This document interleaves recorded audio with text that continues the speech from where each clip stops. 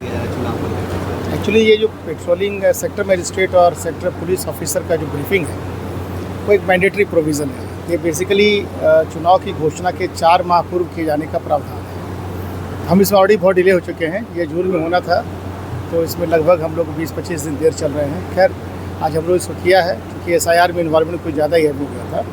और इसके माध्यम से हम बता दें कि जो अभी सेक्टर मजिस्ट्रेट बन रहे हैं, भविष्य के लिए वही हमारे जोनल मजिस्ट्रेट भी हैं, क्योंकि अभी से ड्यूटी प्रारंभ हो रही है और लगभग 10 से 12 मतदान केंद्रों पर एक सेक्टर मजिस्ट्रेट बनाए गए हैं और उनका दायित्व हर एक मतदान केंद्र पर AMF एश्योर्ड विन फैसिलिटी के साथ साथ उसका रूट मैपिंग, उसके वल्नरेबिलिटी, उसके क्रिटिकलिटी इत्यादि सब कुछ चेक करते हुए और ख़ासकर उन हैमलेट्स की पहचान करनी है जहाँ के मतदाताओं को इंटिमिडेट किया जाता है, जहाँ उनको प्रलोभन दिया जाता है, डरा धमकाया जाता है।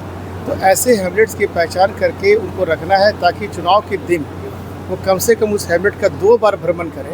यदि आवश्यकता हो तो उनको पुलिस एस्कॉर्ट के साथ मतदान की व्यवस्था करवाने की कोशिश की जाए। ये बैठक बहुत महत्वपूर्ण है और वल्नरेबिलिटी के क्राइटेरिया क्या क्या हैं ये सभी इस ब्रीफिंग में बताया जा रहा है।